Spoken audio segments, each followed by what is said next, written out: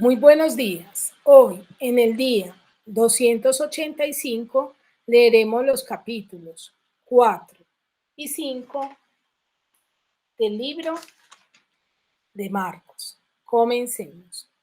Otra vez comenzó Jesús a enseñar junto al mar y se reunió alrededor de él mucha gente, tanto que entrando en una barca se sentó en ella en el mar y toda la gente estaba en tierra junto al mar.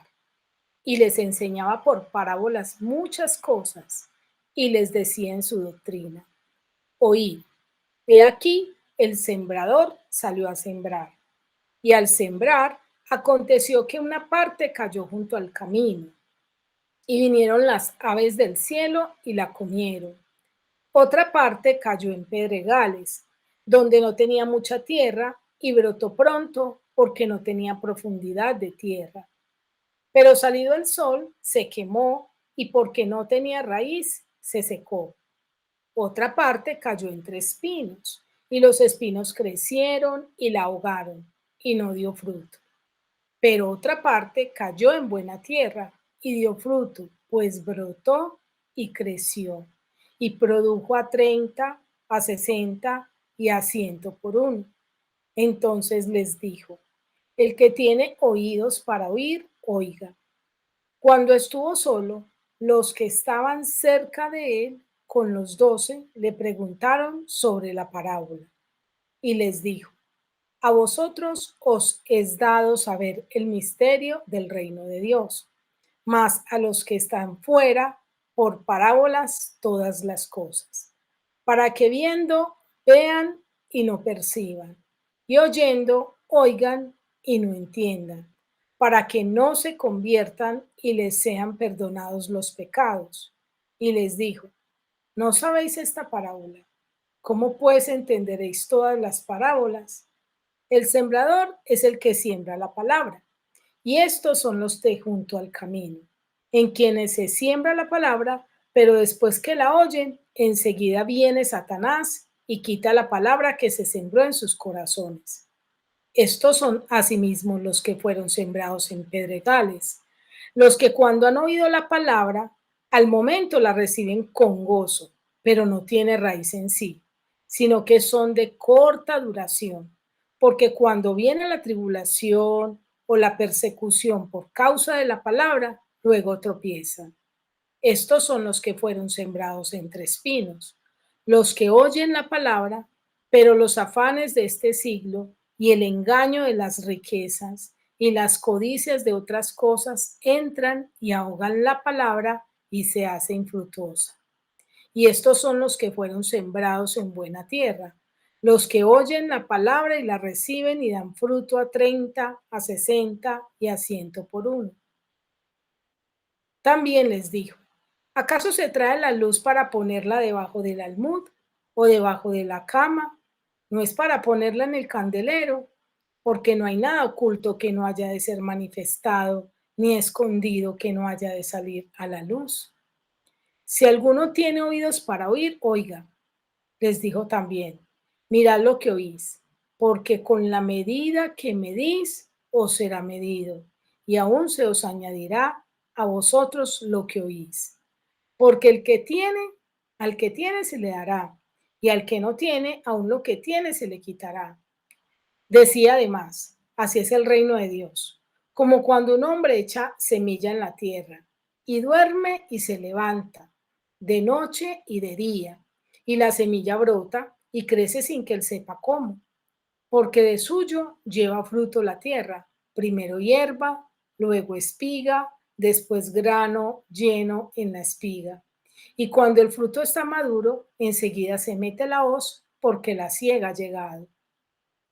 Decía también: ¿a qué horas haremos semejante, a qué haremos semejante el reino de Dios, o con qué parábola lo compararemos? Es como el grano de mostaza, que cuando se siembra en tierra es la más pequeña de todas las semillas que hay en la tierra, pero después de sembrado crece y se hace la mayor de todas las hortalizas y echa grandes ramas, de tal manera que las aves del cielo pueden morar bajo su sombra. Con muchas parábolas como estas les hablaba la palabra, conforme lo que podían oír, y sin parábolas no les hablaba, aunque a sus discípulos en particular les declaraba todo.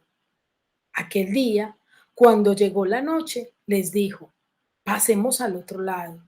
Y despidiendo a la multitud, le tomaron como estaba en la barca, y había también con él otras barcas. Pero se levantó una gran tempestad de viento y echaba las olas en la barca de tal manera que ya se anegaba. Y él estaba en la popa durmiendo sobre su cabezal, y le despertaron y le dijeron: Maestro, ¿no tienes cuidado que perecemos? Y levantándose reprendió al viento y dijo al mar: Calla, enmudece. Y cesó el viento y se hizo grande bonanza. Y les dijo: ¿por qué estáis así amedrentados? ¿Cómo no tenéis fe? Entonces temieron con gran temor y se decía el uno al otro: ¿quién es este que aun el viento y el mar le obedecen? Ahora leeremos el capítulo 5. Vinieron al otro lado del mar, a la región de los Gadarenos, y cuando salió él de la barca, enseguida vino a su encuentro de los sepulcros un hombre con un espíritu inmundo, que tenía su morada en los sepulcros, y nadie podía atarle, ni aun con cadenas, porque muchas veces había sido atado con grillos y cadenas, mas las cadenas habían sido hechas pedazos por él, y desmenuzados los grillos, y nadie le podía dominar. Y siempre, de día y de noche, andaba dando voces en los montes y en los sepulcros, e hiriéndose con piedras. Cuando vio pues a Jesús de lejos, corrió y se arrodilló ante él, y clamando a gran voz dijo: ¿qué tienes conmigo, Jesús, Hijo del Dios Altísimo? Te conjuro por Dios que no me atormentes. Porque le decía: sal de este hombre, espíritu inmundo. Y le preguntó: ¿cómo te llamas? Y respondió diciendo: Legión me llamo, porque somos muchos. Y le rogaba mucho que no los enviase fuera de aquella región. Estaba allí cerca del monte un gran hato de cerdos paciendo, y le rogaron todos los demonios, diciendo: envíanos a los cerdos para que entremos en ellos. Y luego Jesús les dio permiso, y saliendo aquellos espíritus inmundos, entraron en los cerdos, los cuales eran como 2000, y el hato se precipitó en el mar por un despeñadero, y en el mar se ahogaron. Y los que apacentaban los cerdos huyeron y dieron aviso en la ciudad y en los campos, y salieron a ver qué era aquello que había sucedido. Vienen a Jesús y ven al que había sido atormentado el demonio y que había tenido la legión, sentado, vestido y en su juicio cabal, y tuvieron miedo.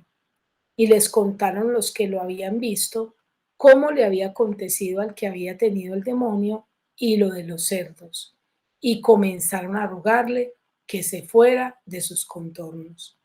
Al entrar él en la barca, el que había estado endemoniado le rogaba que le dejase estar con él, mas Jesús no se lo permitió, sino que le dijo: vete a tu casa, a los tuyos, y cuéntales cuán grandes cosas el Señor ha hecho contigo y cómo ha tenido misericordia de ti. Y se fue y comenzó a publicar en Decápolis cuán grandes cosas había hecho Jesús con él, y todos se maravillaban. Pasando otra vez Jesús en una barca a la otra orilla, se reunió alrededor de él una gran multitud, y él estaba junto al mar. Y vino uno de los principales de la sinagoga, llamado Jairo, y luego que le vio, se postró a sus pies y le rogaba mucho, diciendo: mi hija está agonizando, ven y pon las manos sobre ella para que sea salva y vivirá. Fue pues con él, y le seguía una gran multitud y le apretaban. Pero una mujer que desde hacía 12 años padecía de flujo de sangre, y había sufrido mucho de muchos médicos y gastado todo lo que tenía, y nada había aprovechado, antes le iba peor, cuando oyó hablar de Jesús, vino por detrás entre la multitud y tocó su manto, porque decía: si tocare tan solamente su manto, seré salva. Y enseguida la fuente de su sangre se secó y sintió en el cuerpo que estaba sana de aquel azote. Luego Jesús, conociendo en sí mismo el poder que había salido de él, volviéndose a la multitud, dijo: ¿Quién ha tocado mis vestidos? Sus discípulos le dijeron: ves que la multitud te aprieta y dices: ¿quién me ha tocado? Pero él miraba alrededor para ver quién había hecho esto. Entonces la mujer, temiendo y temblando, sabiendo lo que en ella había sido hecho, vino y se postró delante de él y le dijo toda la verdad. Y él le dijo: hija, tu fe te ha hecho salva. Ve en paz y queda sana de tu azote. Mientras él aún hablaba, vinieron vinieron de casa del principal de la sinagoga diciendo: tu hija ha muerto, ¿para qué molestas más al maestro? Pero Jesús, luego que oyó lo que se decía, dijo al principal de la sinagoga: no temas, cree solamente. Y no permitió que le siguiese nadie sino Pedro, Jacobo y Juan, hermano de Jacobo. Y vino a casa del principal de la sinagoga y vio el alboroto y a los que lloraban y lamentaban mucho. Y entrando les dijo: ¿por qué alborotáis y lloráis? La niña no está muerta, sino duerme. Y se burlaban de él.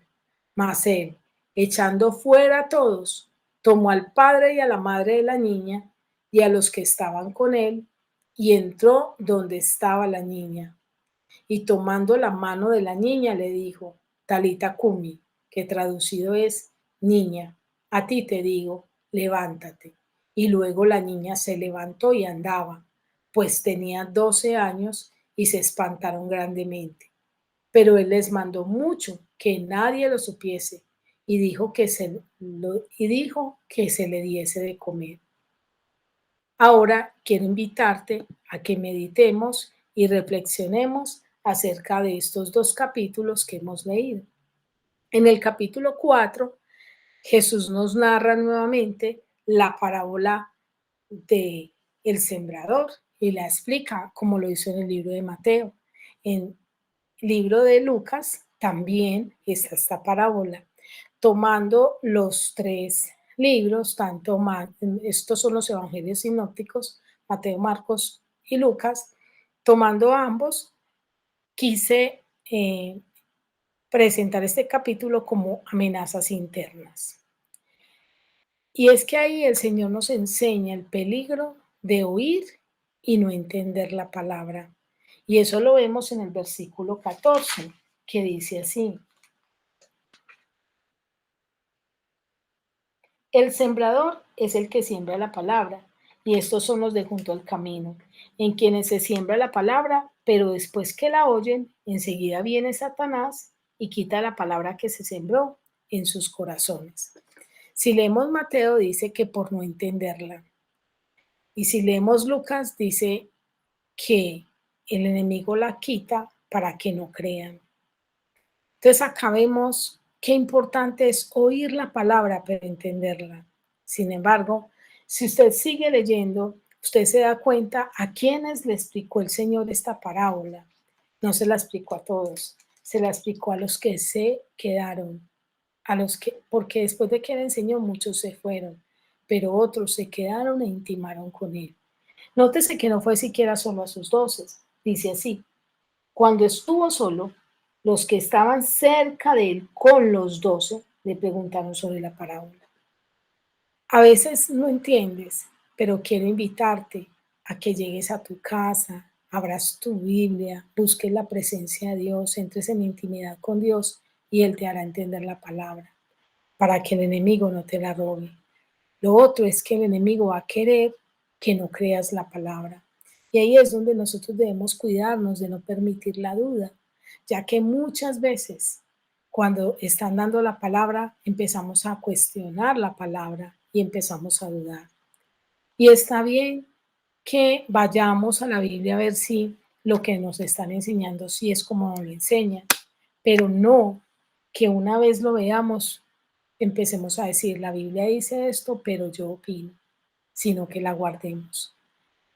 Otra amenaza interna, entonces una amenaza interna es no entender. Otra amenaza interna es esa duda que permitimos en el corazón. Otra amenaza interna es cuando no tenemos raíz y firmeza. ¿Y eso cómo se demuestra? En los momentos en que llegan la tribulación y la persecución, versículo 16. Estos son asimismo los que fueron sembrados en pedregales, los que cuando han oído la palabra y al momento la reciben con gozo, pero no tienen raíz en sí, sino que son de corta duración porque cuando viene la tribulación o la persecución por causa de la palabra, luego tropiezan. Entonces, o nótese que es cuando les viene esa tribulación por causa de la palabra o la persecución por causa de la palabra. Nos va a venir. A todos nos va a venir persecución y tribulación por causa de la palabra. Y hay quienes frente a eso son de corta duración, más bien no continúan. Por eso la Biblia dice que el reino de los cielos sufre violencia y solo los violentos lo arrebatan. Los afanes de este siglo y el engaño de las riquezas y los placeres de la vida también hacen que se convierta en una amenaza interna. Lo vemos en el versículo 18, que dice así: estos son los que fueron sembrados entre espinos, los que oyen la palabra, pero los afanes de este siglo y el engaño de las riquezas y las codicias de otras cosas entran y ahogan la palabra. No permitas que tanto afán por conseguir, tanto afán por tener, hagan que la palabra se vuelva infructuosa en tu vida. También una amenaza oculta o interna son ese almud que nos impide ser luz, que almud oculta tu luz. Versículo 21 dice: también les dijo, ¿acaso se trae la luz para ponerla debajo del almud o debajo de la cama? No es para ponerla en el candelero. Muchos es su mal testimonio el que no los deja predicar la palabra, el resentimiento el que no les deja enseñar la palabra. ¿Cuál es ese almud que te impide ser luz, en el que te estás ocultando para ser luz? También nos enseña este capítulo que el crecimiento no depende de nosotros. Versículo 27. Y duerme y se le decía, además voy a leer desde el 26. Así que el reino de Dios, así es el reino de Dios, como cuando un hombre echa semilla en la tierra y duerme y se levanta de noche y de día y la semilla brota y crece sin que él sepa cómo. Confía en el Señor y Él te dará el crecimiento. En el capítulo 5 vemos a Jesús como nuestro Señor y nuestra ayuda. A veces nos gusta ver al Señor como nuestra ayuda y no como nuestro Señor. Y tenemos que verlo también como ese Señor, a quien nosotros obedecemos y a quien hemos entregado el control de nuestra vida. Solo Él puede librarnos del pecado y del control del enemigo, como lo vemos en los versículos 4 al 5 de este capítulo, que dice así: porque muchas veces había sido atado con grillos y cadenas, mas las cadenas habían sido hechas pedazos por él y desmenuzando los grillos y nadie le podía dominar, y siempre de día y de noche andaba dando voces en los montes y en los sepulcros e hiriéndose con piedras. ¿Cuántas veces hay cosas que hacemos que decimos es que no puedo controlar? Quizás no puedes controlar tu ira, tu enojo, tu resentimiento. Permite que el Señor te haga libre del pecado y del control de Satanás sobre tu vida. Eso le pasó a este endemoniado. ¿Cuál es tu actitud con respecto a Jesús? Esta gente, al ver la libertad de este hombre, en lugar de glorificar a Dios, salieron y le dijeron a Jesús, le rogaron que se fuera de sus contornos. Es decir, sálgase fuera de esta ciudad, váyase a otro lugar, versículo 17. Dice así: y comenzaron a rogarle que se fuera de sus contornos. Tremendo, porque no quisieron que Jesús trajera libertad a sus vidas. Hay muchos que dicen, váyase, no me hable de eso. No quiero saber de eso, no me invite a ningún lugar, no me hable de religión, no me hable de Dios. Tu gratitud hacia el Maestro te lleva a anunciar a otros lo que Jesús hizo en ti. Versículo 20. Y estos son los que fueron, versículo 20, dice así: y se fue y comenzó a publicar en Decápolis cuán grandes cosas había hecho Jesús en él, y todos se maravillaban. Decápolis era una región compuesta por 10 provincias. Qué rico es que usted y yo vayamos a todos los lugares del mundo. Este hombre, después de que fue liberado, fue y anunció el evangelio del reino a todo lugar. Y Dios quiere que usted y yo también lo hagamos. No dejes que el temor te paralice. Ven a Jesús. Versículo 33. Entonces la mujer, temiendo y temblando, sabiendo lo que en ella había sido hecho, vino y se postró delante de él y le dijo toda la verdad. Esta mujer temía, esta mujer temblaba, esta mujer estaba temerosa, pero no dudó en acercarse a Jesús. Quiso pasar ese obstáculo. Quizás tenga temor en acercarte a Jesús, pero déjame decirte que Él puede perdonar tu vida y restaurarte. No temas, cree solamente. Versículo 36. Dice así. Pero Jesús, luego que oyó lo que se decía, dijo al principal de la sinagoga, no temas, creáis solamente. Nótese que a él le habían dicho que la hija había muerto. ¿Qué sentiría ese hombre? Quizás en ese momento dijo, ya, no hay nada que hacer, pero el Señor le dijo, no temas, cree solamente. A veces estamos ante una situación tan difícil y todos sabemos que la muerte no tiene solución. Ante cosas que decimos no hay solución, pero el Señor nos dice, no temas, cree solamente. Quiero terminar esta meditación con la siguiente pregunta. ¿Qué tal tú? ¿Estás dispuesto a dejar el temor, ese temor que impide que tú puedas confiar plenamente en Jesús? ¿O vas a confiar en Él a pesar de todas las situaciones y las circunstancias adversas? Quiero desearte un feliz día y que Dios te bendiga.